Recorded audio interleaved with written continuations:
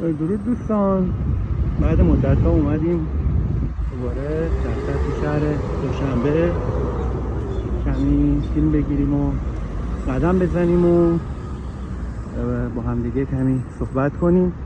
خب تقریبا میشه گفت که تابستون دوشنبه از راه رسیده از نظر گرما، چون هوا به شدت داره گرم میشه و امروز هم خیلی گرمه.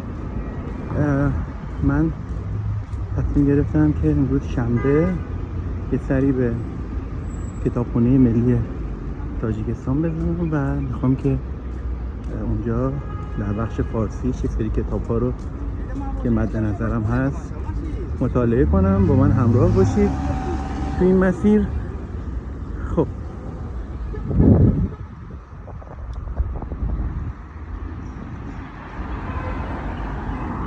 همینجا دو تا تاکسی به نظر من متخلف رد شدن که کاش که رعایت کنن. البته عموما رعایت میشه، نسبت به عابرین پیاده توقف کامل انجام میشه به طور عرف. حالا همیشه یکی دو نفر هم هستن که قوانین رو رعایت نمیکنن. خب ترافیک یا همون فکر کنم پروبکار که میگن در شهر دوشنبه اخیراً یه کمی بیشتر شده فکر میکنم، چون جاده ها در حال تعمیر هست. خیابونای زیادی هستن که در حال کنده‌کاری هستن و دارن نوسازی میشن و این باعث شده که ترافیک ها این چند روز کمی زیاد بشه. ولی خب اون چیزی که مسلمه اینه که اینجا پیشرفت در تاجیکستان روزانه است و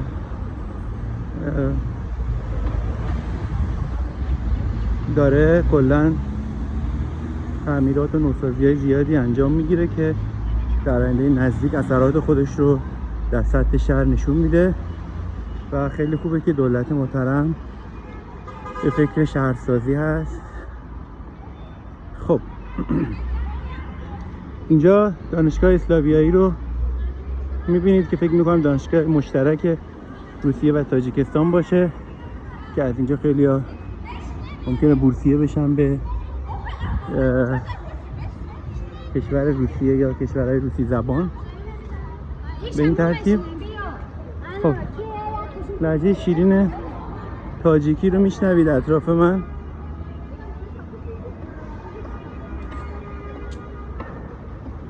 بریم جلو ببینیم چه خبر هست. خب این نمای روبرو همون پارلمان هست. الان پشت پارلمان من هستم و نزدیک رستوران بانوی ایرانی هم هست که در همین حوالی هستش.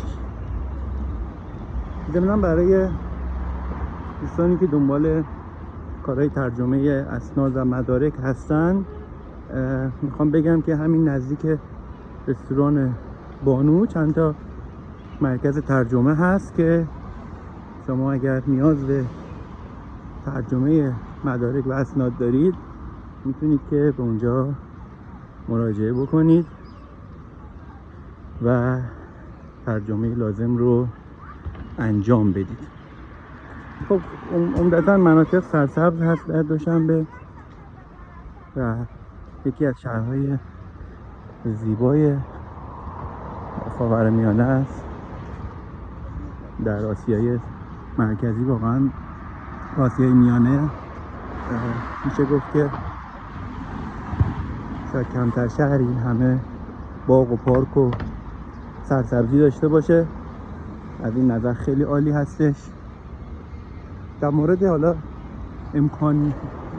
امکانیت به قول تاجیکا امکاناتی که اینجا هست اون پیشرفته بودنش خب رو به رشده.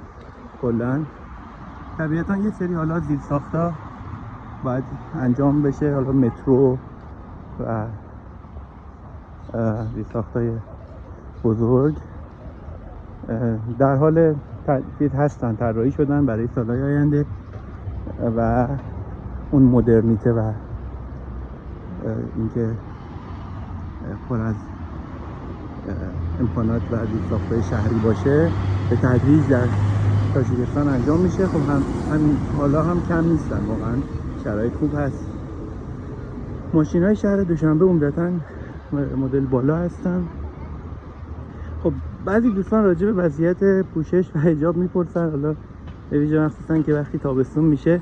ببینید عمدتاً خب اینجا حجاب به هر حال آزاد هست، ولی با توجه به بافتی که بافت تقریباً مذهبی که در تاجیکستان به ویژه شهر دوشنبه حاکم هست، خب حالا یه سری دوستان محجبه هستن، بنا به اختیار و تصمیم خودشون مسلمان هستن، حجاب میکنن و یک سری هم که خب حالا حجاب ندارن و آزادی هست اینجا انتخاب پوشش. و خب این خیلی خوبه، چون هر کسی میتونه با توجه به سلیقه خودش تصمیم بگیره و اجباری در کار نیست و همین یک نوع آزادی فکری رو هم میتونه منتقل بکنه و این تصمیم دولت محترم تاجیکستان به نظر من بسیار ارزشمند هست. خب با توجه به اینکه حوالی ظهر هست کمی خلوت، بریم جلوتر ببینیم که چی میشه.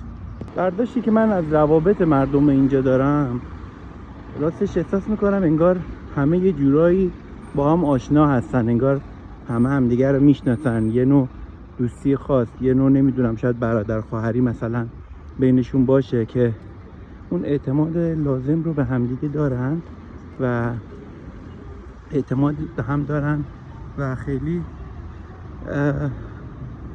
پیچیده نیستن، خیلی بی تکلف بی ریا با هم برخورد میکنن و میگم همه مثل یک خانواده هستن. اونطوری که من اینجا تو این یک سال اندی که هستم دیدم، لذت میبرم از اون اعتماد و اون احترامی که مردم، حالا چه زن چه مرد، برای هم قائل هستن و این میتونه فضای روانی شهر رو بسیار آرام کنه و خیلی کمک میکنه به ایجاد آرامش.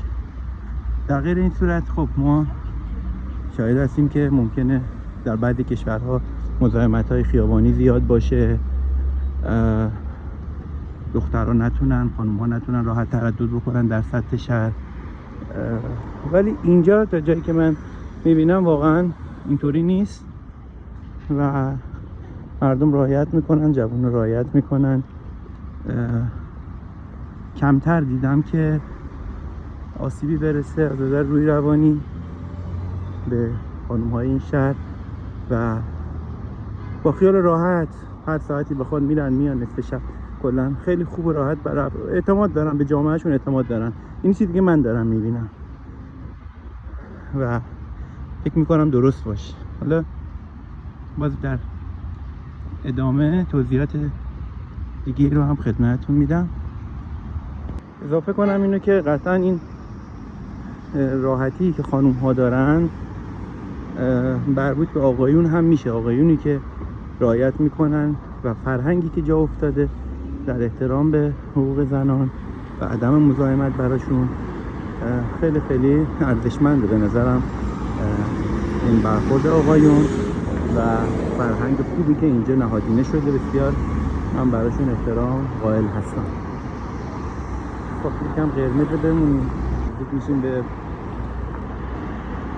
اسماعیل سامانی که خب میبینید و پشتش هم کتابخونه ملی، جایی که من الان میخوام برم. اوه مراقب باش، یه تاکسی یهو پیچید اینجا، یکم خطرناک شد، نزدیک بود که تصادفی شکل بگیره که به خیر گذشت.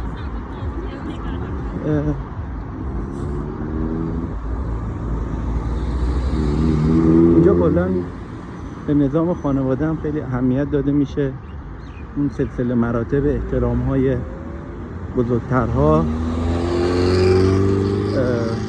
رعایت میشه کاملا، مخصوصا پدران و خانواده از ارج و قرب خاصی برخوردار هستن، به همون ترتیب برادر بزرگتر و کلا رعایت میشه، خیلی جنبه‌های احترام رعایت میشه. خب این سری عکاسایی که دور میدون اسماعیل سامانی هستن و از توریست ها عکس میگیرن و هر حال شغلشونه، قابل احترامه.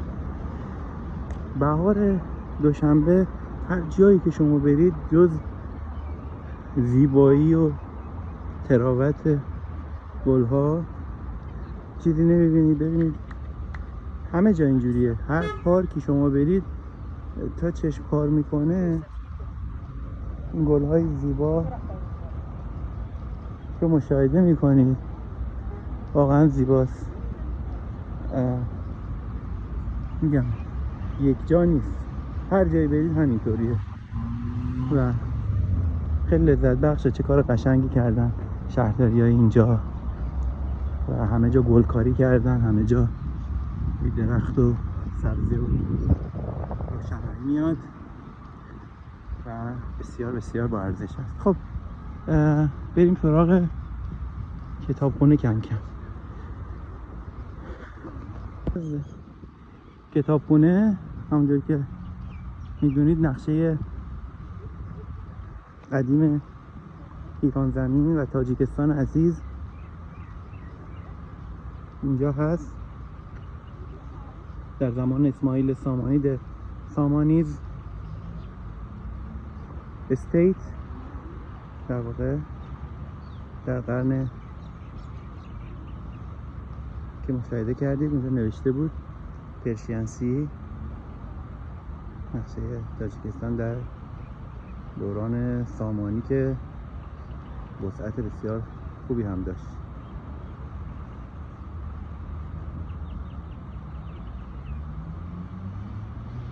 اون میدونی هم که اون طرف روبروی من میبینید در واقع فکر میکنم جایی هستش که به سمت نوروزگاه میره. نوروزگاه هم یه جای معروفه که جشن‌های نوروز و جشن‌های باستانی درش انجام میشه. حتما یه گزارش کامل هم از اونجا تهیه میکنم. بریم کم کم درسمون رو بخونیم، کتابمون رو بخونیم. کتابخونه ملی دوشنبه و مشاهیر معروفش که هر کدامشون دونه بدونه جزو مفاخر بزرگ ایران زمین و تاجیکستان حساب میشن. فارسی زبانانی که در طول قرنها افتخار آفریدن و تونستن که فرهنگ و ادب و علم رو در سرزمین‌های پارسی گسترش بدن. واقعا هر کدومشون جداگانه، حالا من از تندیس ها نمیتونم تشخیص بدم، بعد میتونم نزدیک برم و متوجه میشم. خیلی بریم. من سری قبل خوشبختانه به عضویت کتابخونه در اومدم و الان میتونم که برم کتابا رو بخونم. فکر میکنم چهارم، یعنی طبقه چهارم اینجا مربوط به کتاب‌های فارسی زبان باشه که حالا برم ببینم درسته یا نه. ببین چه خبره. من از این گیت عبور میکنم و وارد کتابخونه میشم. خب بریم اینجا از آسانسور که بهش میگن لیفت دارم وارد بخش فارسی زبان میشم. اگه اشتباه نکنم باید بپرسم. امروز اینجا ظاهرا کمی خلوت‌تر هست ولی ببینیم چی. اینجا گویا یک مراسمی هستش که داره برگزار میشه تو کتابخونه و به صرف پذیرایی و میوه هست. معمولا تاجیک‌ها از این مراسم‌ها زیاد دارن.